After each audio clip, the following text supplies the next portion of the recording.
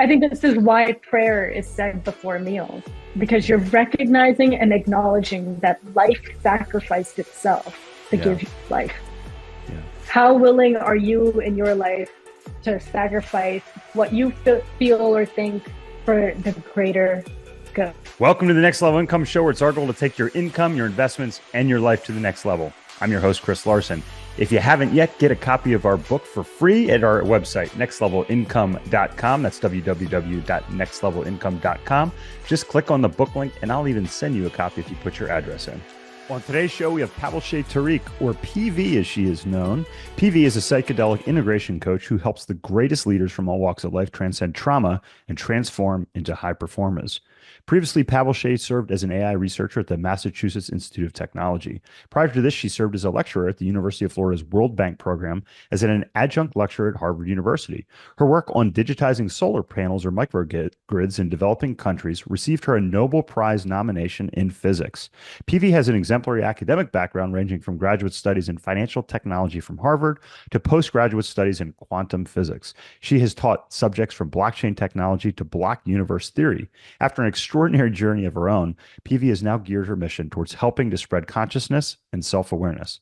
While she's received many accolades, ultimately, the biggest challenge she faced in her adult life was realizing that her race to receive titles and wealth left her depressed, addicted to drugs, and unable to face severe trauma from her past as a homeless youth. Now, Palveshey is on a mission to help others do what she has done.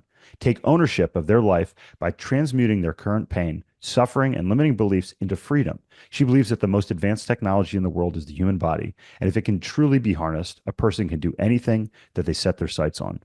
Join us to discuss this with PV, her amazing journey, and what she is doing today. PV, welcome to the show. Thank you for having me. Yeah, we've had to reschedule this a couple times, but I'm super excited to have you on. We spent a lot of time talking about financial matters, real estate, different investments on the show, but one of our favorite topics is also how to maximize performance, whether that's, physical performance or mental performance. And we're really gonna dive into that today, and talk about some of the things that you and your company do on that end of the spectrum. But I would love for you to share a little bit about your business background and your education before we dive into that.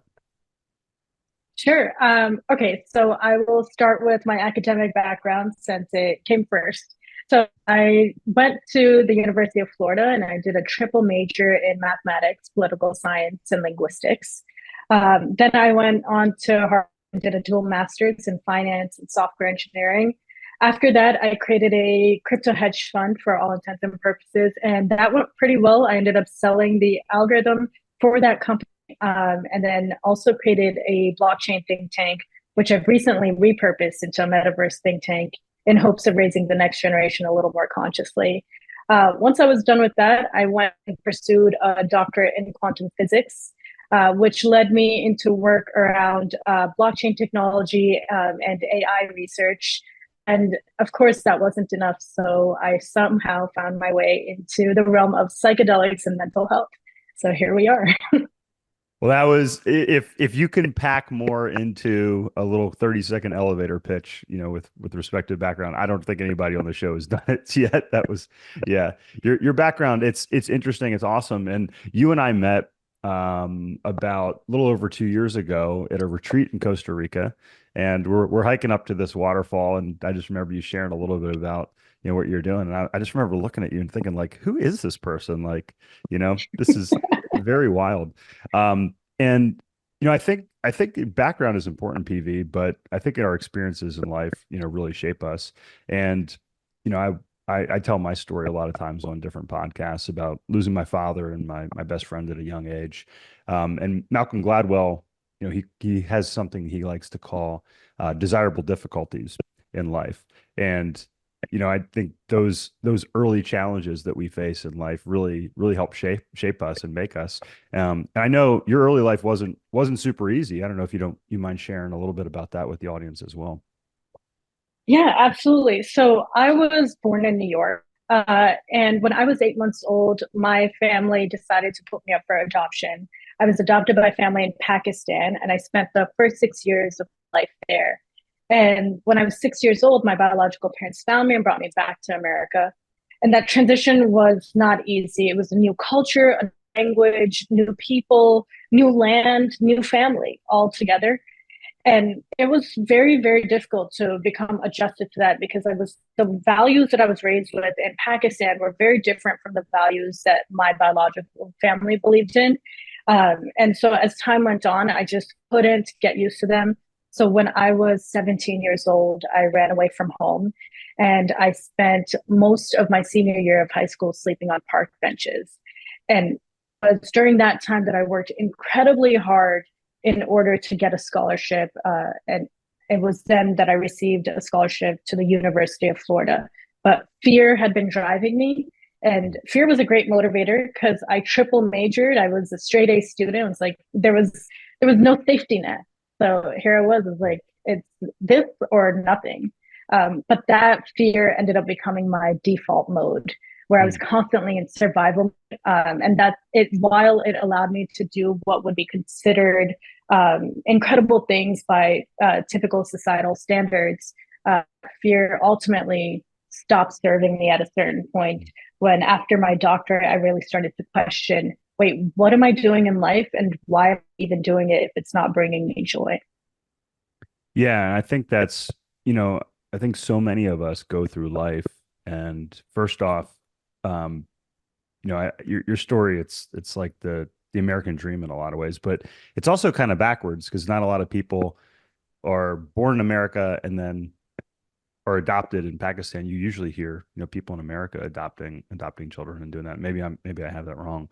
But coming back full circle, and being reunited with your family and then leaving again. This is like, I hope you write a book one day about this because it's, and I say that with sincerity because um, I know you and I have discussed this in the past.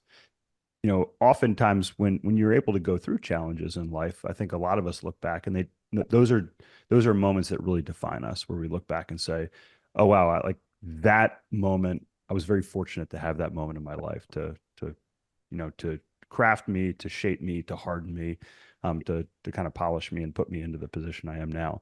And that could be a physical moment, where you push through, like in a bike race, like if I've, you're like, "Oh wow, I can keep going," or life and that sort of thing. Um, I guess how do those moments kind of, I know you mentioned you were being driven by fear, but how did your early life really drive your early success in business? I think early on, yeah, because that fear was the main motivator, I kept going and going and going. And, Harvard for me was this castle on top of the hill that I needed to go towards. That was the only goal. In fact, someone recently asked me, like, hey, have you ever experienced discrimination in your life? And as a woman of color, my answer to that was, I'm sure, because I was so focused on my goals that nothing else penetrated that even if I did Yeah. experience that, it was almost as if blind to it because I was just working on that one goal going towards Harvard. And yet at the Mm. same time, it was that same fear that actually started uh, to break me down in a way, that when that was the main motivator, at a certain point, once I had achieved all my goals, I really started to ask, like, well, what's the purpose of life if I've already achieved these goals?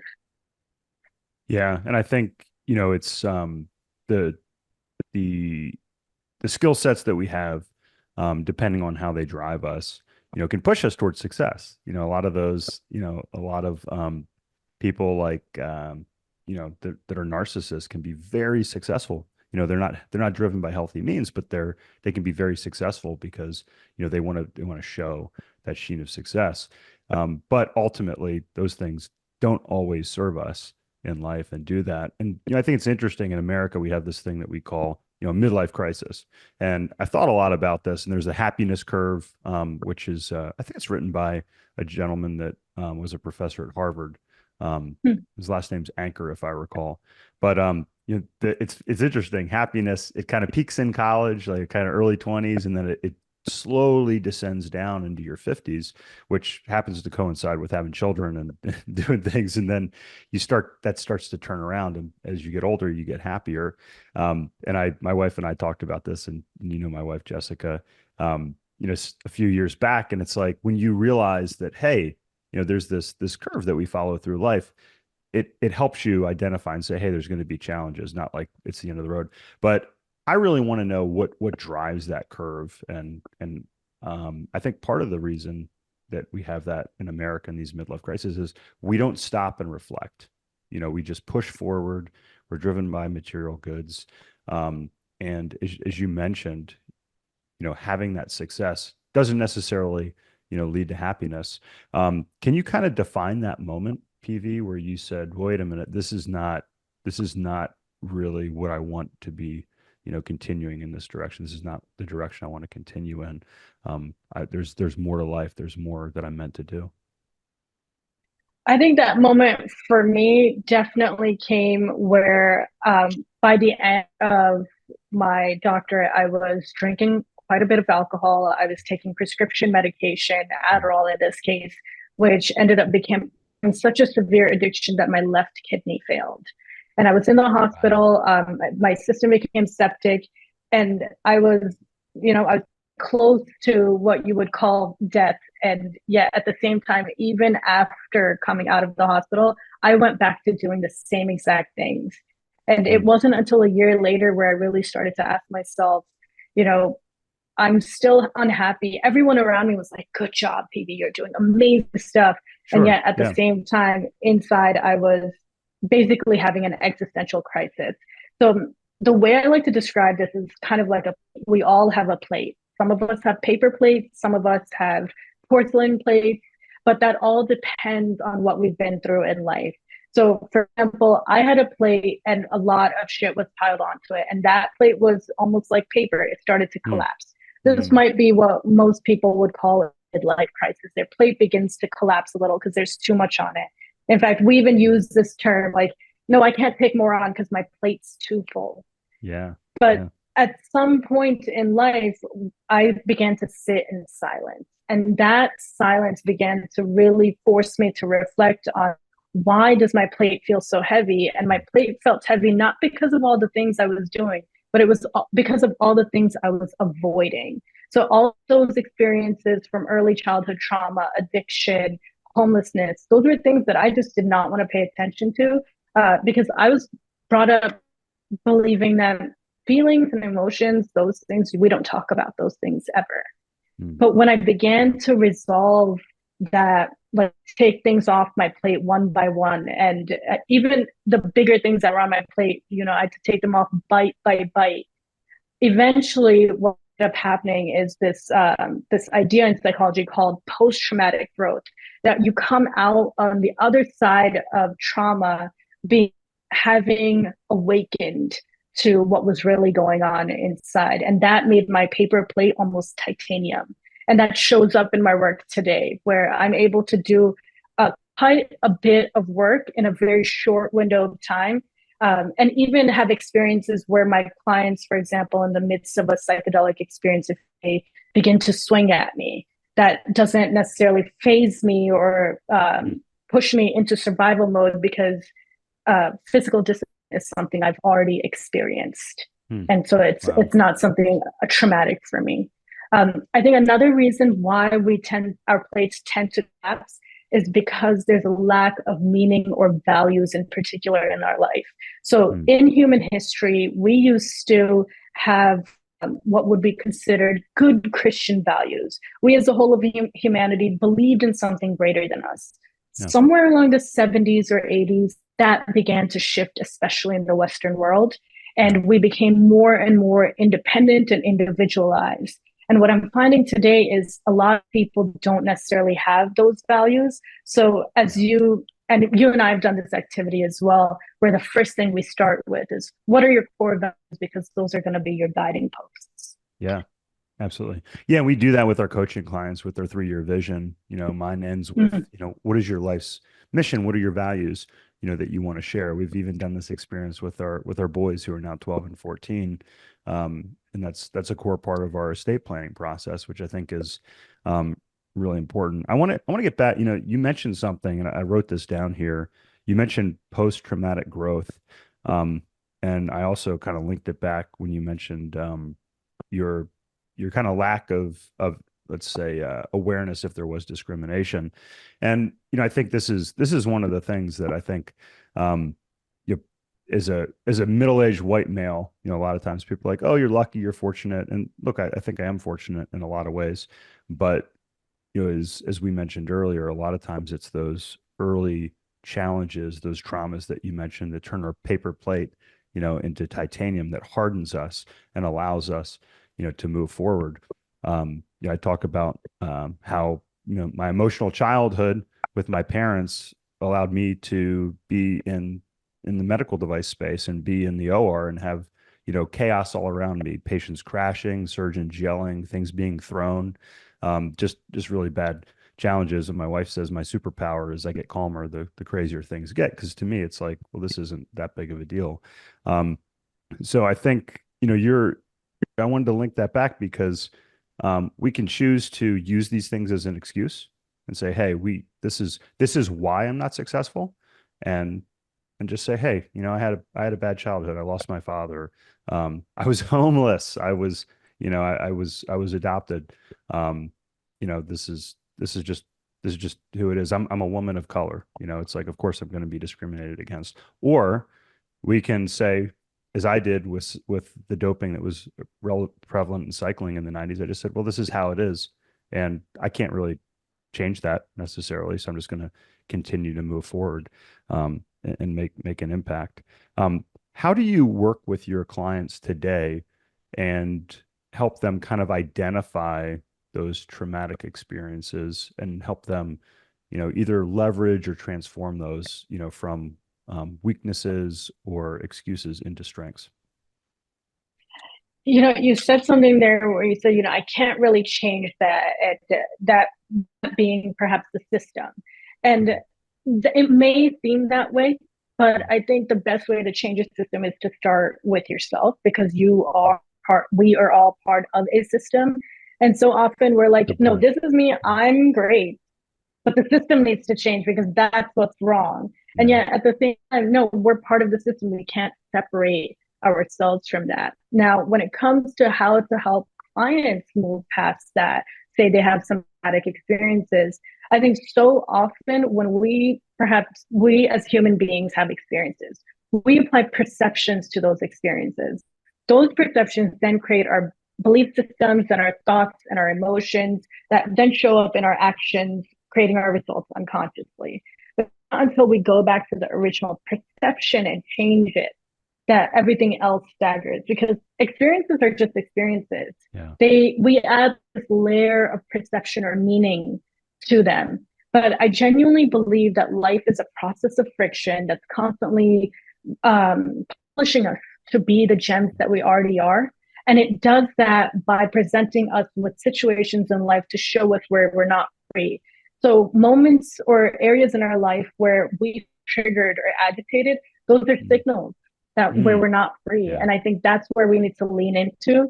Whereas I do find that, especially in our culture today, there is a lot of narrative around, no, you hurt my feelings or you triggered me. And that's why the system or you need to change, not me. I don't need to address anything. Mm. The issue in me, like, that's not a signal at all. Whereas I think the best way to get to the root is actually lean into the discomfort. I love that you push back on that, because as soon as it came out of my mouth, I said, I don't know if that's actually true. So I'm really glad that you mentioned that. And we've seen this. It's like, start with yourself, like Michael Jackson said, which maybe people don't love Michael Jackson what they used to, but the man in the mirror, right? And that's I think that's one of the things that I always used to try to push with my reps that I trained was, I'd hear this thing. I noticed that successful reps would always say, "Hey, sales representatives, what could I have done to affect this?" Even if it's like, "Hey, I didn't do anything wrong." Um, you know, the successful ones would say, "What could I do to affect this situation, going forward?" And then the ones that weren't successful would basically stick their head in the sand. They say, "Well, I didn't do anything wrong." And it's like, well, okay, well, if you feel like there's nothing that you can change personally, then you're basically acknowledging that you have no control at all over the situation. Mm. And that's a very um that's a very frustrating, situation. And it really freezes you, right? Because you say, well, hey, I'm not gonna do anything. Um I didn't do anything wrong. There's nothing I could have done differently. Well, then what are you going to do? How can you do that going forward? So it's defeatist, but it also, I think, it can be very frustrating when it comes to that. So I love that you kind of mentioned that with respect to changing the system. We all can be a little part of the change in that. Yeah, definitely. Even what you're saying, like when someone's like, "Oh, no, I don't have anything to do with that." Even the lack of reaction is a reaction in itself, and it's not until we shift from reaction to response, which in that word Reaction to is rooted in response. response. Yeah, that even that word is rooted in responsibility. That when we take responsibility for Hmm. our part and maybe even others' part, because thinking that we shouldn't take responsibility for other people's actions is inherently flawed because the core belief is there is you are separate from me, and that's just not the case. We're not separate. In fact, that I think the most stubborn illusion of the human experience is the illusion of separation. Hmm. And so when we start Yeah. thinking you're different from me and I'm not going to take any responsibility for what you did, that's when I think we start entering into a stalemate and the systems don't change. But as soon as we Yeah. begin to respond and take responsibility for not just our actions, but perhaps in ways that we could help others improve theirs, that's when things actually begin to change. I love that. We gotta put that in the highlights, reaction to response. That's a fantastic kind of point to highlight.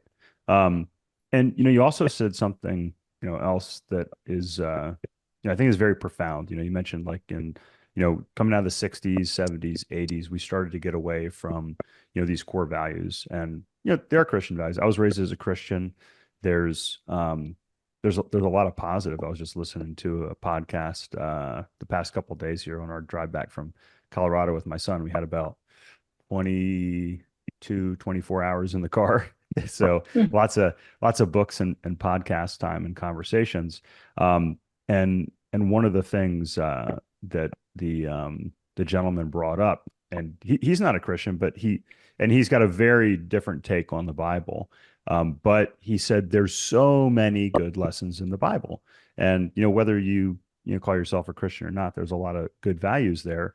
And I think one of the things I've noticed, I'd love to get your take on this, PV, is that when we remove religion, it still seems like there's a desire inside of us as human beings to have spirituality, to have religion.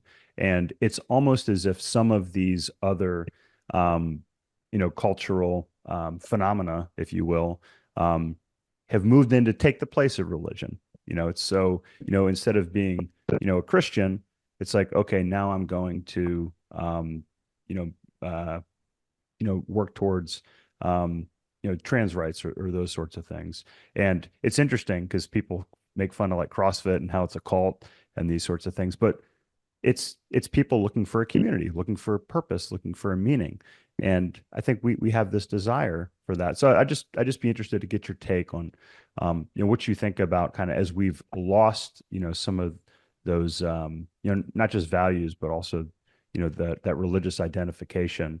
Have you seen you know uh, you know humans in the United States kind of replace that with other things? What's your take on that?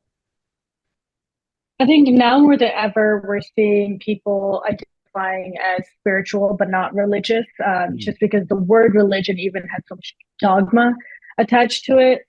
We're also seeing this resurgence of science as religion in a way where Mm. science is almost God in many Yeah, the communities. science, right? Like we've heard. Yeah. Yeah, right. Interesting. The Yeah. science.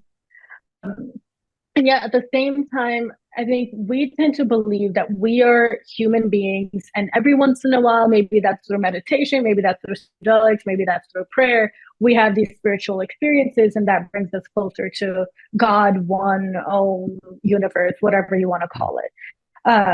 And But I genuinely believe that we're actually spiritual beings having a very human experience. And it's not that we've lost connection to spirit, it's just that we've lost sight of that connection. And Mm, so much of the work, even in high performance, I found yeah. the highest performers actually have a spiritual connection Mm, to some kind of purpose or something much greater than themselves at the core yeah. of everything that they do. Yeah, I love that you said that. And I was at actually kind of a version of the retreat where you and I met, and the guest speaker was David Meltzer. And David Meltzer, he's like a real life Jerry Maguire, super successful, 9-figure, business person. And I was sitting across from him at dinner the night before he presented and just listening, to him. And I was like, wow, this is an intensely spiritual man who has been tremendously successful. And he really impacted me. One of the things that he said, um, and he said, happiness comes from being productive, accessible, and grateful.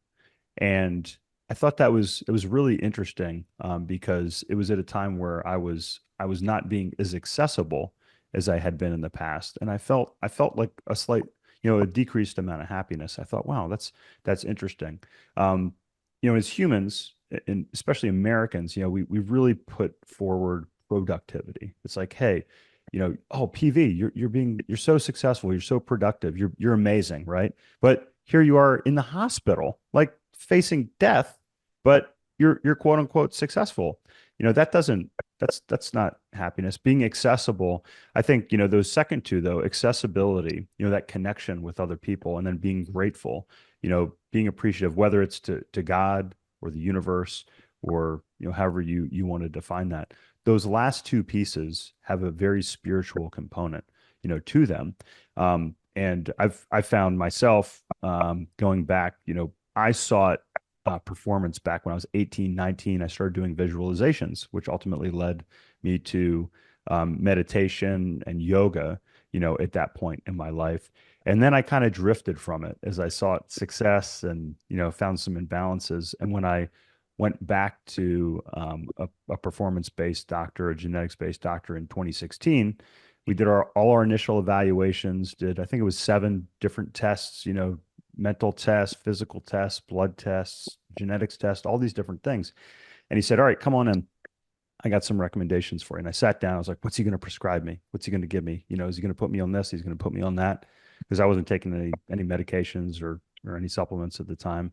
And he goes through everything, and he says, here's your brain, here's this. And he goes, all right, here's what I want you to do. I want you to meditate for 20 minutes every day. And I was like, what? I was like, meditate. And it was shocking. It was shocking to me. And you brought it up as well, PV. You said, being able to slow down allows you to achieve a lot more in a small period of time. How does that balance work? How does that work in your life, and how have you seen it in your clients impact their performance as well? Are you a high-income business owner or professional earning 300,000 or even more a year, but still feel like you're living paycheck to paycheck? Are you comfortable working until you're 65 or 70 to retire? Or do you want to achieve financial independence and live life on your own terms? You could join myself and Matt Ford and learn how we both became financially independent in our early 30s.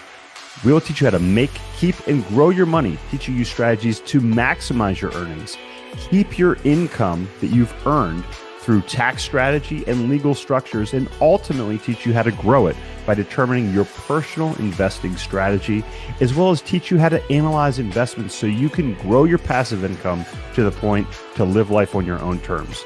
Our coaching clients reliably do this in 7 years or less. To learn more, check out our coaching program at nextlevelincome.com/coaching. That's nextlevelincome.com/coaching.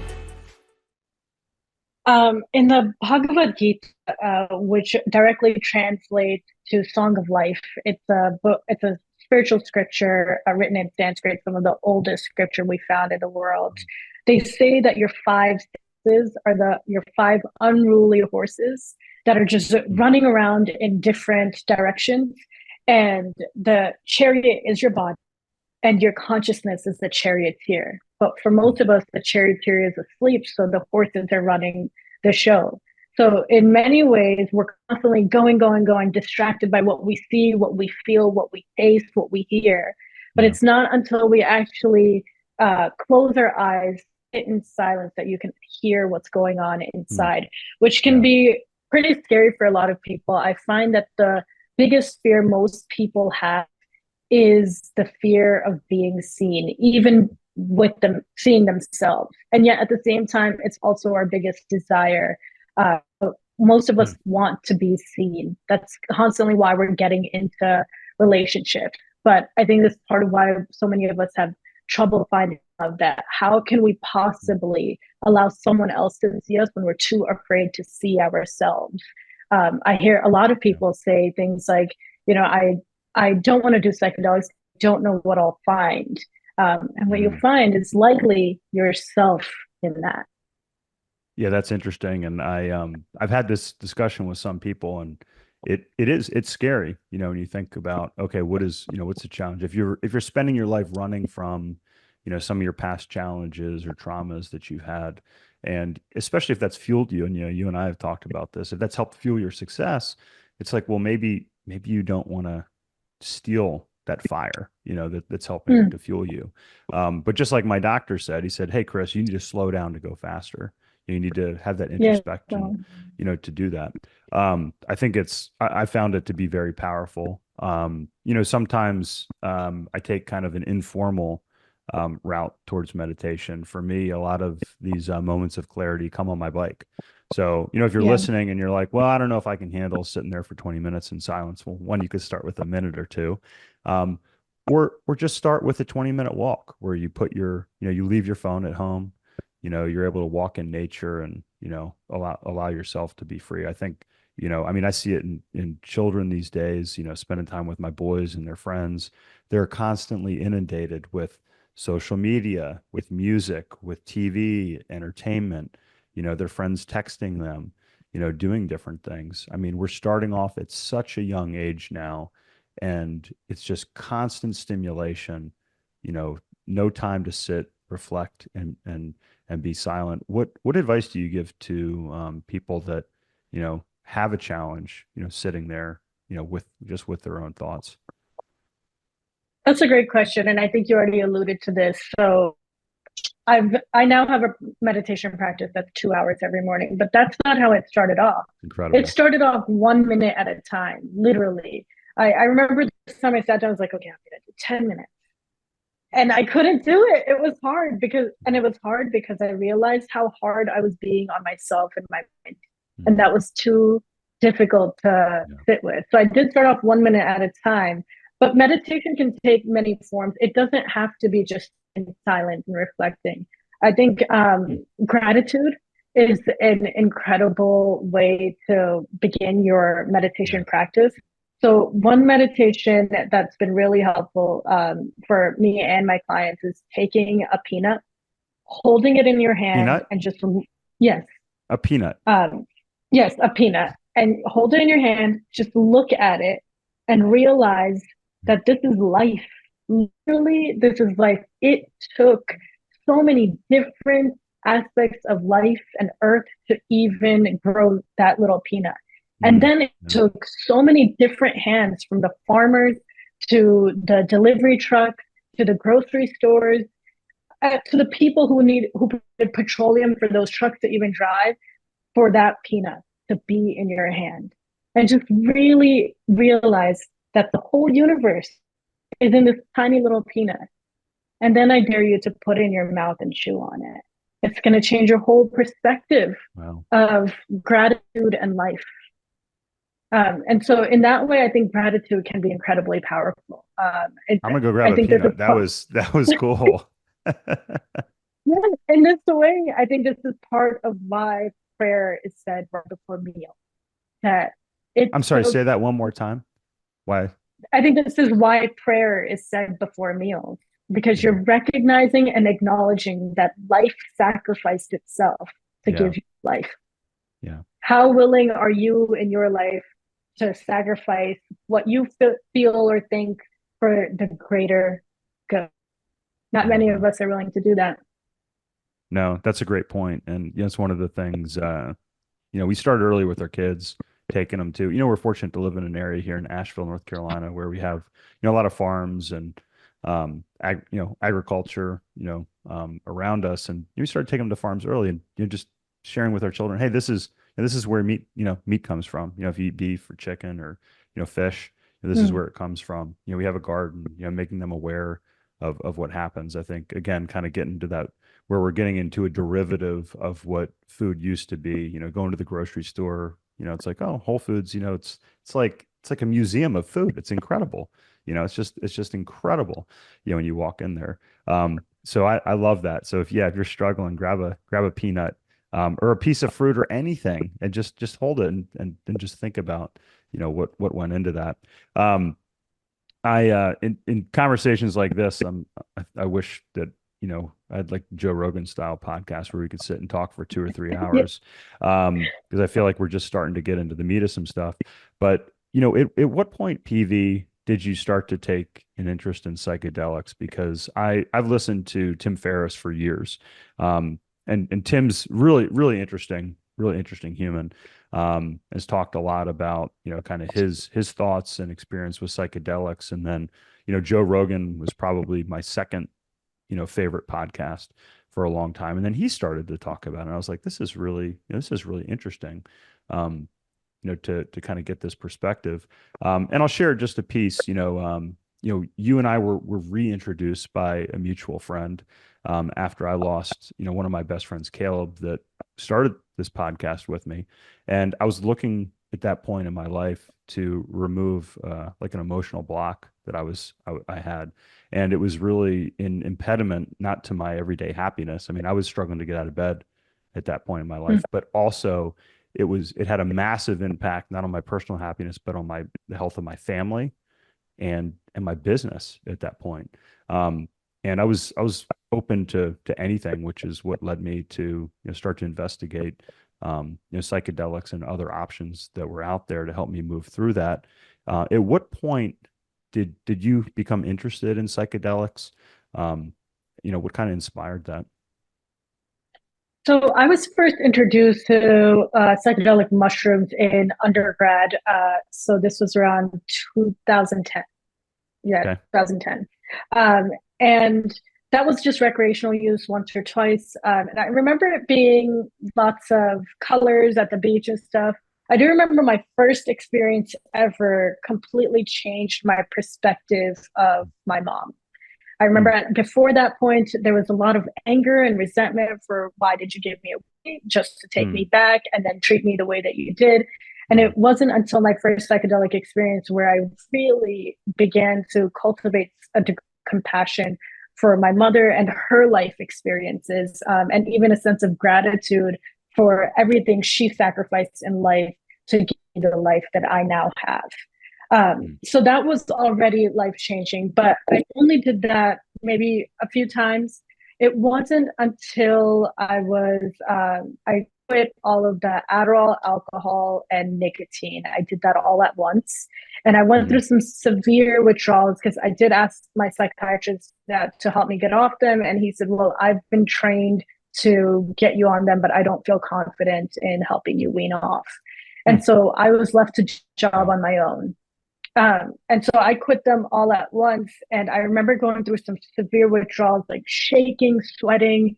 And I reached for mushrooms as an escape because Mm, a friend of mine had recently given me some just as a gift.